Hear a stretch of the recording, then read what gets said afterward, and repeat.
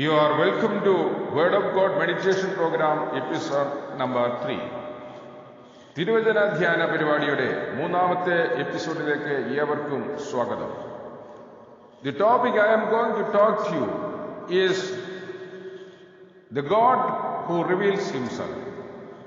ഇന്ന് ഞാൻ നിങ്ങളോട് സംസാരിക്കുന്ന വിഷയം സ്വയം വെളിപ്പെടുത്തുന്ന ദൈവം എന്ന വിഷയത്തെ സംബന്ധിച്ചാണ്. We can know the truth about God because God has revealed himself to man. ദൈവം സ്വയം വെളിപ്പെടുത്തിയതുകൊണ്ട് നമുക്ക് ദൈവത്തെക്കുറിച്ചുള്ള സത്യം അറിയുവാൻ കഴിയുന്നു. Most philosophies and religions begins with a man who speculates about God and the nature of life.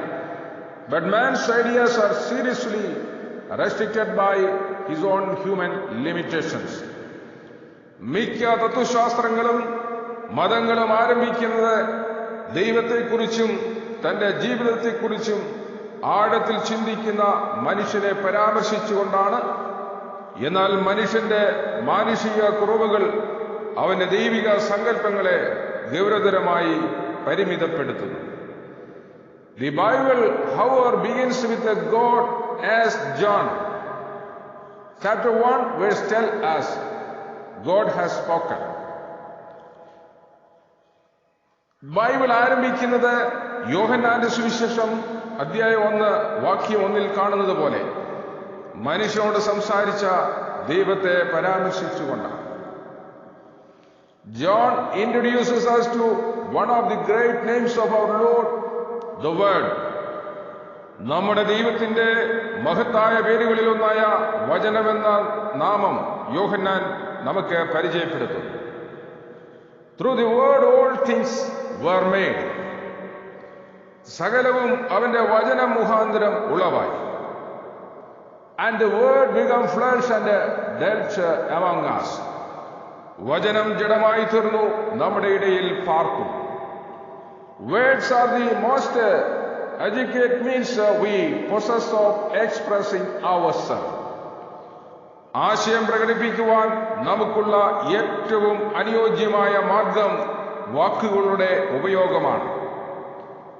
A child who has not learned to speak may try to express himself by an action, perhaps by pointing at something, but he cannot accurately communicate to others what is going on his mind.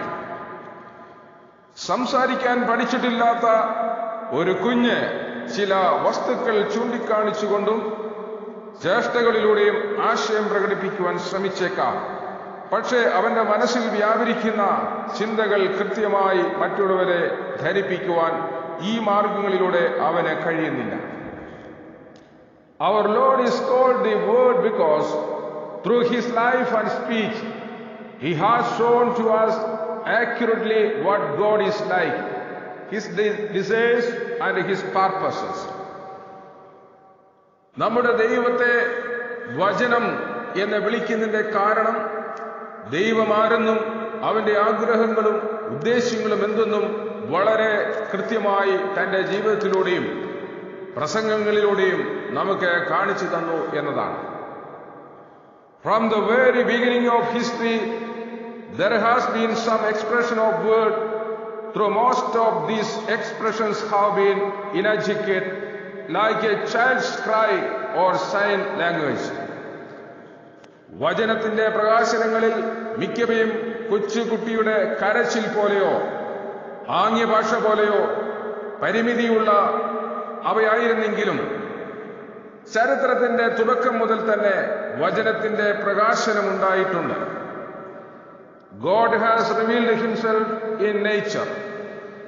ദൈവം അവനെ തന്നെ പ്രപഞ്ചത്തിൽ വെളിപ്പെടുത്തിയിട്ടുണ്ട്. The existence of the world in which we live is an indication of God's existence. നാം വസിക്കുന്ന ലോകത്തിന്റെ അസ്തിത്വം ദൈവത്തിന്റെ അസ്തിത്വത്തിന്റെ ലക്ഷണമാണ്. God has revealed himself in history, particularly the history of the nation of Israel. ചരിത്രത്തിൽ, പ്രത്യേകിച്ച് ഇസ്രായേൽ രാജ്യത്തിന്റെ ചരിത്രത്തിൽ ദൈവം സ്വയം വെളിപ്പെടുത്തിയിട്ടുണ്ട്. This is the subject of the old testament. ഇതാണ് പഴയ നിയമത്തിന്റെ വിഷയം. He has shown as his standards in the law given to Moses in the sacrifices and offerings he instituted in the details of the tabernacle. അവൻ തന്റെ അടിസ്ഥാന പ്രമാണങ്ങൾ മോശയ്ക്ക് നൽകപ്പെട്ട ന്യായപ്രമാണങ്ങളിലൂടെയും അവൻ സ്ഥാപിച്ച യാഗങ്ങളിലൂടെയും വഴിപാടുകളിലൂടെയും ദൈവത്തിന്റെ വിശദാംശങ്ങളിലൂടെയും നമുക്ക് കാണിച്ചു തന്നിട്ടുണ്ട്. Yet all of these were but shadows of the reality. എന്നാൽ ഇവയെല്ലാം വാസ്തവത്തിന്റെ നിഴലുകൾ മാത്രമായിരുന്നു. Finally, God came himself in the person of his son. അവസാനമായി ദൈവം പുത്രന്റെ രൂപത്തിൽ വന്നു. His coming was like a light dispelling the darkness of our limited understanding. നമുക്ക് അവനെക്കുറിച്ചുള്ള പരിമിതമായ അറിവിന്റെ ഇരുട്ട് നീക്കിക്കൊണ്ട് ഒരു പ്രകാശം പോലെയായിരുന്നു അവന്റെ വരവ്.